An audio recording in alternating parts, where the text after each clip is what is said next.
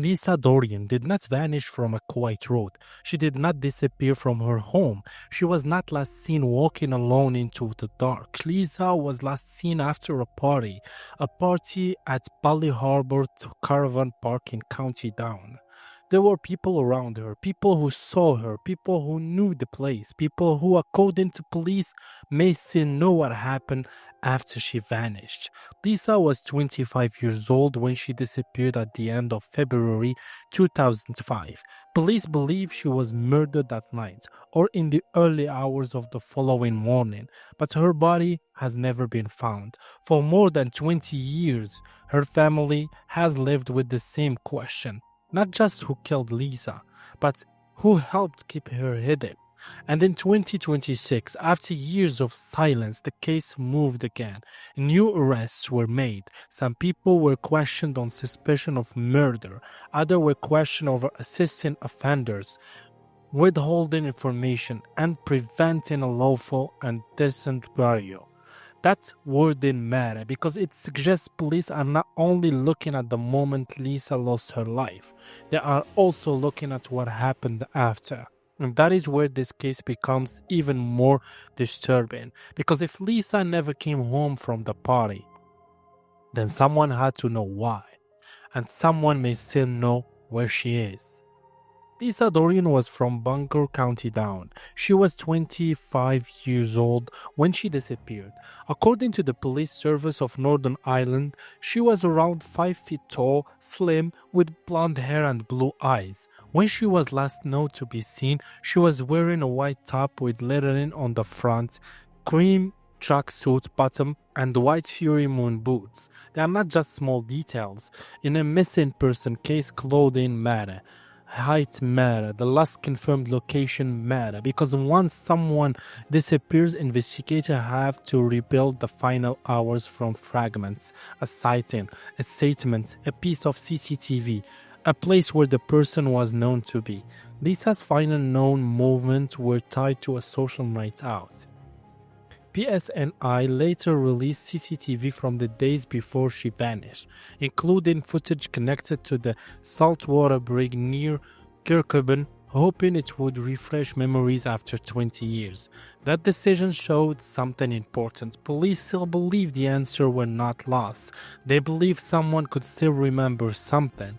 A face, a car, conversation, a detail from that weekend that did not feel important at the time. Lisa's story began like many ordinary nights. A young woman going out, a party, a group of people. But by the next morning, ordinary had become impossible to explain.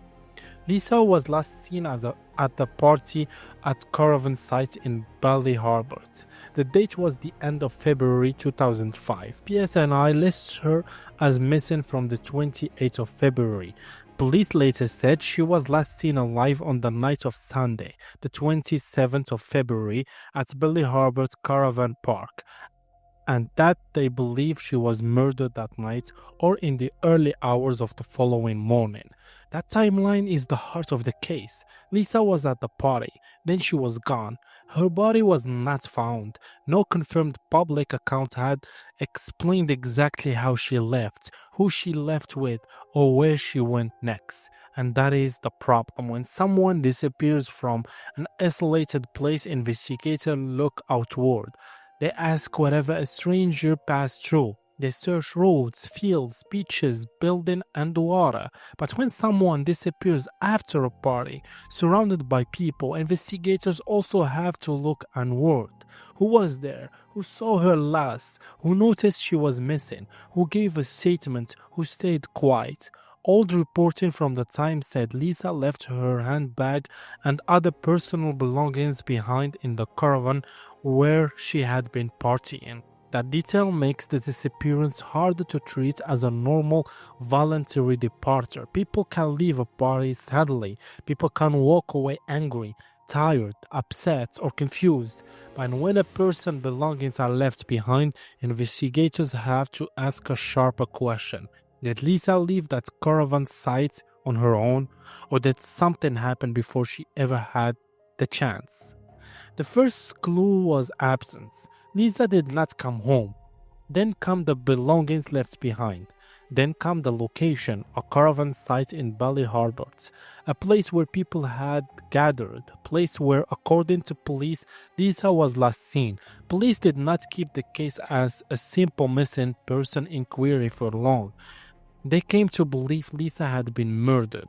That shift mattered because it means investigators found enough in the circumstances to treat the disappearance as a crime. Even though Lisa's body had not been recovered, the missing body became the center of everything. Without Lisa, there was no final medical finding publicly available, no recovered scene around her remains, no confirmed resting place, no final physical answer for her family. But police continued to search. Over the years, PSNI said there were hundreds of extensive search operations and thousands of lines of inquiry. Those words tells us this was not a case left untouched. It was worked, it was revisited, it was appealed again and again. But every search ended with the same painful results. Lisa was still missing. And if police were right that she was murdered, then someone had not only taken her life, someone had also denied her family the basic truth of where she was. In the early phase, investigators had to answer two questions at the same time. What happened to Lisa, and where was she taken? Police spoke to people connected to the caravan park. They returned to the area. They questioned motorists and local residents. They followed lines of inquiry. They examined possible locations. They treated the case as a murder investigation. But this case had a major obstacle from the beginning. The place Lisa vanished from was a party. Parties create confusion. People arrive and leave at different times. Memories become blurred. Statements can conflict. Some witnesses may not remember exact moments. Others may remember more than they are willing to say. That is why the silence after the party becomes so important. If police believe Lisa was murdered that night or shortly after, then the truth likely sits inside a narrow window of time, a small number of people, a specific location, a movement from one place to another, a decision made after Lisa disappeared. The investigation was not just about finding one person who harmed Lisa. It was about understanding whatever other helped hide what happened. That is why later arrests then become so important. Assisting offenders, withholding information, preventing a lawful and decent burial. Those are not random phrases. They point to the possibility that the crime did not end when Lisa vanished. It continued in the silence that followed. The strangest detail in Lisa's case is not only that she disappeared, it is where she disappeared from. A party should create witnesses. It should create noise. It should create a trail. Instead, Lisa vanished into a gap. Police believe she was murdered. Her body has never been recovered. Those responsible have not been brought to justice. And after hundreds of search, the location of Lisa's remains is still unknown. That means the case has two layers. The first layer is the suspect murder. The second layer is the suspected concealment. For Lisa's family, that second layer, it is its own kind of cruelty. Because without Lisa's body, there is no burial, no final goodbye, no place that fully answers the question. Police have repeatedly appealed to people who may be frightened, reluctant, or loyal to someone else. That wording is important. It suggests investigators believe information still exists within a cycle of people, not necessarily strangers, not necessarily the public, but people who know something and have not said it. In the 2025 anniversary appeal, PSNI releases CCTV and still images asking for information, footage, photos, dash cam, material, or anything that could help. That tells us investigators were still trying to rebuild the smallest moments around Lisa's final day. Because in a case this cold or old, one forgotten detail can become important again. A car seen near the caravan park, a person's changed story, a message sent later, a location mentioned quietly. After 20 years, police were still asking people to look again. and then months later, the arrests began. In December 2025, a 68-year-old man was arrested on suspicion of murder, assisting offender, withholding information, and preventing a lawful and decent burial. He was released without charge after questioning. That did not solve the case, but it showed the investigation was active. Then in February 2026, the case moved again. PSNI said the 40-year-old woman had been arrested. Later the same day, a 42-year-old man was arrested in Scotland. The 42-year-old man was arrested on suspicion of murder, assisting offender, withholding information, and preventing a lawful and decent burial. PSNI said the 40-year-old woman had been arrested earlier and later confirmed that the woman and the 42-year-old man were released on bail pending further inquiries. Then in March 2026, another arrest followed. A 40-year-old man was arrested in Melissa on suspicion of assisting offender and withholding information. He was later released on bail pending further inquiries. The next day, a 48-year-old man was arrested in the Craigavon area on suspicion of murder, assisting offenders, and preventing a lawful and decent burial. He was later released unconditionally. No one has been convicted. No public charge has solved the case, but the pattern of arrest wording is impossible to ignore. Murder, assisting offender, withholding information, preventing lawful burial. This is not only an investigation into who harmed Lisa, it is an investigation into who may have helped keep the truth buried. The confirmed evidence is this. Lisa Dorrian was last seen at a party at Ballyhalbert Caravan Park. Police believe she was murdered that night or in the early hours of the following morning. Her body has not been located. Her family has continued to appeal for answers. PSNI has carried out extensive searches and thousands of lines of inquiry. Crime Stoppers had offered a reward for information leading to the arrest and conviction of those responsible or the recovery of Lisa's body. In 2025, police released last known footage and still images to refresh public memory. In 2026, multiple arrests were made in connection with the investigation, though the people arrested were either bailed pending further inquiries or released unconditionally. Now comes the theory.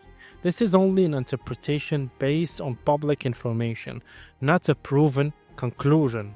One possible theory is that Lisa's disappearance was not a random stranger crime.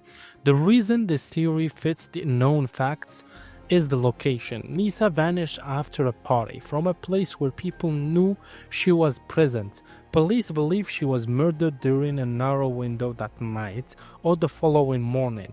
Her body has never been found, which suggests that if police are correct, someone moved or concealed her after the crime. The later arrest wording also points toward a possible post-crime cover-up, because police have arrested people on suspicion of assisting offenders, withholding information, and preventing a lawful and decent burial. This does not prove who was involved. It does not prove how many people knew. It does not prove motive. But it raised an important question. Was Lisa's case difficult because police did not know where to look, or was it difficult because the people who did know refuses to speak? The problem with this theory is that the missing body leaves major gaps. There is no public final location for Lisa, no public forensic explanation from recovered remains, no conviction, no court-tested version of the full story.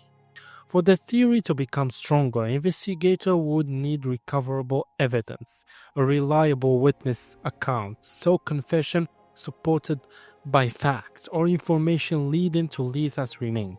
Until then, strongest confirmed fact remained the most painful one. Lisa vanished after a party and someone still has the missing piece. As of now, Lisa's case remains unresolved.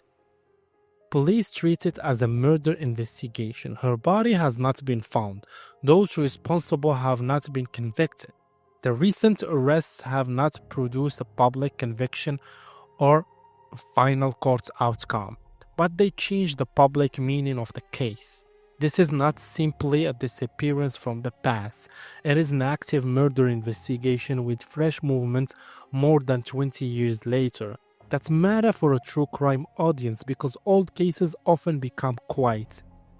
Files age, witnesses move away, people die, memories fade. But in Lisa's case, police are still making arrests. They are still appealing. They are still asking for footage, information, and memories. They are still telling the public that Lisa's family deserve answers, closure, and justice. And the family has not stepped away. Lisa's sister Joanna has spoken about the pain of not knowing and the absence of Lisa's body.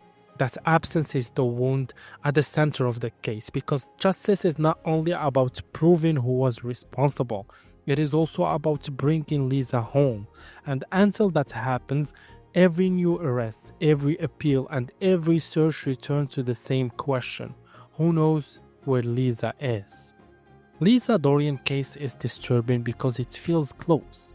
Not because it's happened in some unknown place, not because it began with a stranger in the shadow, but because it began in a social setting, a party, a group, a night out, the kind of place where someone should have noticed, the kind of place where someone should have spoken. People believe Lisa was murdered. They believe her body was hidden. They believe people still have information. And more than 20 years later, the investigation is still reaching into the silence around that night. That is why the final question is not only what happened to Lisa Dorrian. It is this: after all these years, after all the searches, after all the appeals, after the reward, after the arrests, after the family's pain was repeated again and again in public, who is still protecting the secret of where is Lisa?